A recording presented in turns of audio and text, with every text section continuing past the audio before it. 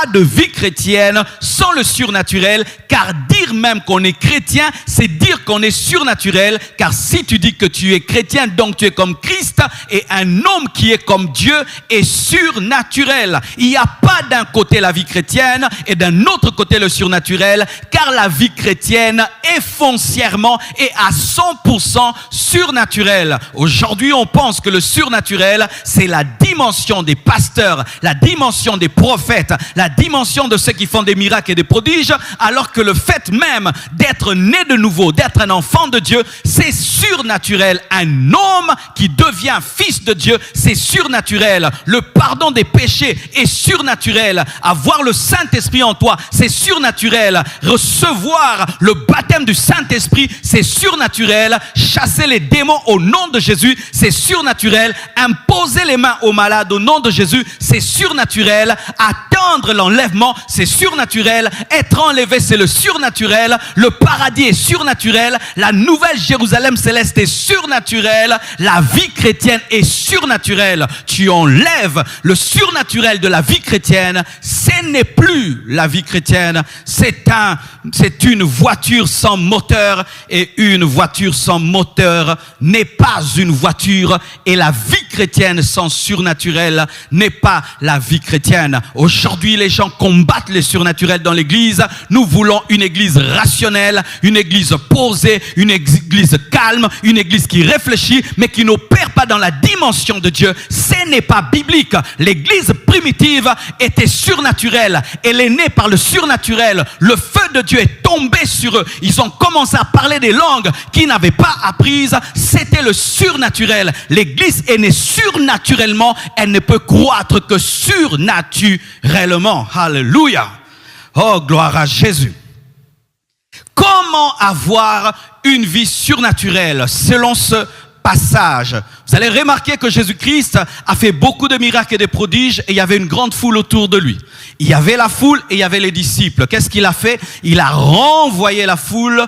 Ensuite, il a demandé à ses disciples de le précéder, de prendre une barque et de le précéder. Et lorsque ses disciples le précèdent, Jésus-Christ reste seul. Et qu'est-ce qu'il fait? Il va sur une montagne où il prie à l'écart. C'est alors maintenant qu'il décide de rejoindre ses disciples, et non pas marchant sur terre, mais marchant sur les eaux. Et lorsque les disciples le voient, saisis de frayeur et de crainte, ils crient que c'est un fantôme, et il les rassure, il leur dit, c'est bien moi. Alors Pierre veut vivre ce que Christ vit et lui dit, si c'est toi, ordonne que je vienne vers toi. Et Jésus dit, viens. Et Pierre commence à faire quelques pas sur l'eau, et lorsqu'il voit les eaux commencer à mugir autour de lui, il a commencé à s'enfoncer parce qu'il avait peur, et Jésus-Christ le saisit et lui dit, homme de peu de foi, pourquoi as-tu douté? Et la Bible nous dit qu'il l'a sauvé ainsi, et il a donné un enseignement de foi, non pas qu'à Pierre, mais aussi aux disciples. Et lorsqu'ils ont vu cela, ils l'ont adoré, ils ont dit réellement, tu es le Fils de Dieu.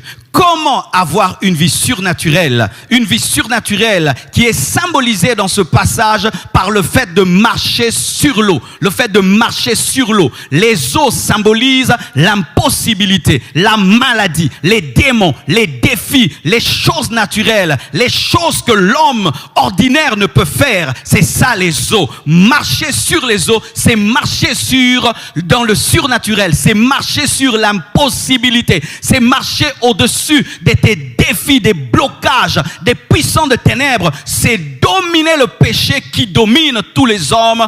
Comment arriver à marcher sur l'eau? Comment un homme peut-il marcher sur l'eau? Qu'est-ce que Jésus-Christ a fait avant de marcher sur l'eau? Qu'est-ce que Jésus-Christ a fait avant d'opérer dans le surnaturel? Beaucoup de gens aiment les résultats des autres, mais n'aiment pas chercher à connaître les secrets qui ont précédé la manifestation des résultats. Nous aimons voir Jésus-Christ marcher sur l'eau, mais nous ne voulons pas connaître ce qu'il a fait avant de marcher sur l'eau. Nous aimons voir les autres opérer dans le surnaturel, dans les miracles, dans les prodiges, dans les charismes, dans des choses impossibles à l'homme, mais nous ne voulons pas découvrir qu'est-ce qui a produit et engendré cette dimension. Avant que Jésus-Christ ne marche sur l'eau et que des disciples puissent le voir et puissent dire réellement tu es fils de Dieu, voici ce qu'il a fait, il est resté seul. La Bible nous dit, il restait seul, il resta seul, il renvoya la foule, ensuite il resta seul. La solitude, l'intimité avec Dieu. Tu ne peux jamais opérer dans le surnaturel sans avoir une intimité avec Dieu. Tu ne peux jamais opérer dans le surnaturel sans avoir une intimité avec le Saint-Esprit. Tu ne peux jamais opérer dans le surnaturel sans accepter des moments de solitude où tu n'es pas avec ta femme, tu n'es pas avec tes enfants, tu n'es pas avec ton téléphone, tu n'es pas avec ton laptop, où tu es seul avec Dieu. Le problème, c'est que les hommes modernes ne supportent plus la solitude. Ils ont toujours leur téléphone avec eux, mais ils veulent des grandes choses. Ils veulent expérimenter la puissance de Dieu. Ils sont tout le temps avec les hommes et ils n'ont pas des moments de solitude où ils sont en communion, en intimité avec le Saint-Esprit. C'est pourquoi ta vie est naturelle alors que tu es chrétien. C'est pourquoi ta vie chrétienne est basique alors que le surnaturel est à ta disposition. C'est parce que tu aimes tellement la compagnie de Pierre, de Jean, de tous tes disciples, alors que des fois, tu dois te séparer de tous, te séparer de la foule et te tenir seul devant Dieu. Cher homme de Dieu, il y a un temps pour être devant la foule, mais il y a un temps pour renvoyer la foule. Cher homme de Dieu, il y a un temps pour enseigner les disciples. Il y a un temps aussi pour dire aux disciples, prenez la barque, précédez-moi. Mais ton problème, c'est que tu es tout le temps avec les disciples, tout le temps avec la foule, tout le temps avec tes amis, tout le temps avec ton téléphone, tout le temps avec quelqu'un, ta femme, tes enfants. Tu n'as pas des moments pour être seul.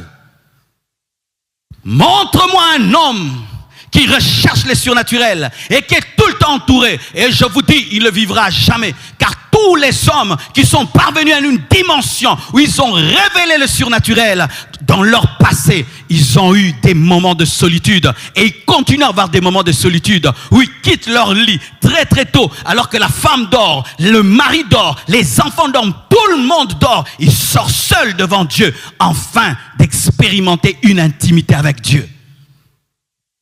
Il y a des choses que tu ne feras jamais en étant entouré.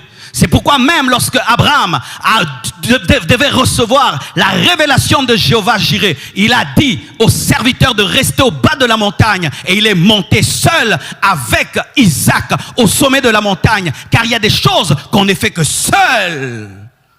Ton problème, c'est que tu es tout le temps avec tes amis, tout le temps avec tes serviteurs, tout le temps avec ton téléphone, tout le temps tu es en train de faire quelque chose. Jésus venait de produire des miracles extraordinaires. Il venait de multiplier des pains et des poissons. Il pouvait dire, je vais rester là, je suis la star, la vedette. Il a renvoyé la foule pour être seul. C'est alors qu'il a marché sur les eaux. Tu aimes des choses grandes, mais tu n'aimes pas payer le prix de la solitude. Tu aimes des choses extraordinaires, mais tu n'aimes pas renvoyer la foule et renvoyer les disciples pour être seul. Quelle est la dernière fois que tu étais seul devant Dieu pendant des heures et des heures? Quelle est la dernière fois que tu étais seul devant Dieu, où ton téléphone était éteint? Des hommes qui sont incapables, même dans les moments de prière, d'éteindre leur téléphone, mais s'attendent à avoir une forte onction, de vivre des miracles et des prodiges. Cela ne t'arrivera pas. Tu dois payer le prix de la solitude. Il est resté seul. Pas seulement resté seul. Et la Bible nous dit, il s'est mis à l'écart pour prier.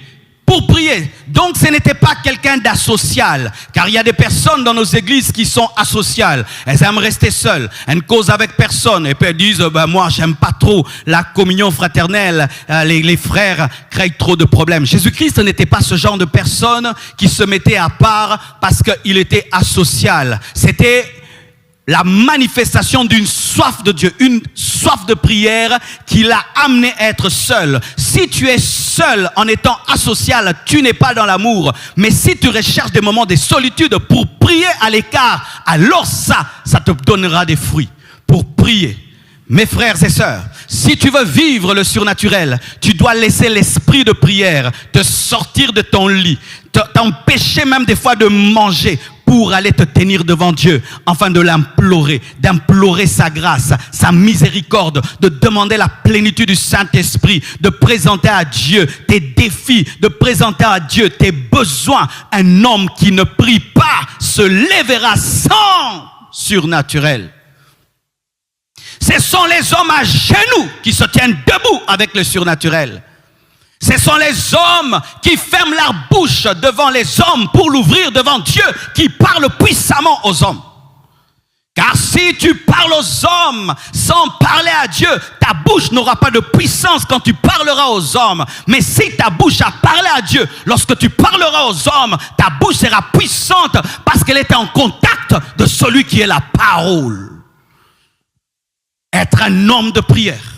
Tu veux le surnaturel, tu dois être un homme de prière.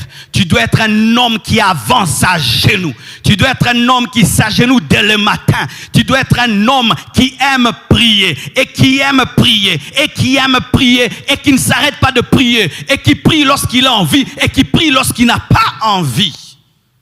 Tous les hommes qui ont expérimenté le surnaturel ont été des hommes de prière, qui ont prié des mois, qui ont prié des années, qui ont prié des heures, jusqu'à ce que la voûte céleste s'est ouverte et la puissance de Dieu est tombée sur eux. Mes frères et sœurs, Jésus-Christ, fils de Dieu par essence, était un homme de prière, un homme qui recherchait son Père. Mais il y a des fils adoptifs qui veulent des grandes choses avec Dieu, mais il prie 5 minutes, il prie 2 minutes, et même quand il prie, il n'est pas concentré. La Bible nous dit qu'il s'est mis à l'écart, symbole de la concentration. Il a évité la distraction. Lorsque tu étudies, tu évites le bruit. Lorsque tu regardes ta série que tu aimes, tu évites le bruit. Lorsque tu es au téléphone avec une personne que tu respectes, tu évites le bruit. Mais quand tu pries, tu permets à ce qu'on te dérange comme on veut. Tu as un problème de concentration et de respect. C'est pourquoi tu parleras du surnaturel. Tu ne l'expérimenteras jamais. Jésus s'est mis à part, solitude, intimité avec le Saint-Esprit, intimité avec le Père. Pourquoi? Pour prier, pour parler. Si tu pries pour la tempête, lorsque tu rencontreras la tempête ne te fera pas peur. Ton problème, c'est que tu pries dans la tempête alors qu'il faut prier avant la tempête. Ton problème, c'est que tu pries dans le problème au lieu de dévancer le problème avant de le rencontrer. Les disciples sont allés dans la barque et ont affronté la tempête. Dans la tempête, ils ont commencé à crier des cris de peur. Mais celui qui avait prié avant n'a pas eu peur, mais il a calmé la tempête. Soyez des hommes de prière, mes frères et sœurs. Les églises aujourd'hui, lorsqu'on dit il faut venir à l'intercession, les hommes ne viennent pas. On aime venir à l'église pour écouter les orateurs. Qui va enseigner, qui va prêcher. Les églises sont bondées. C'est pourquoi vous êtes remplis de connaissances, mais vous n'avez pas de vie.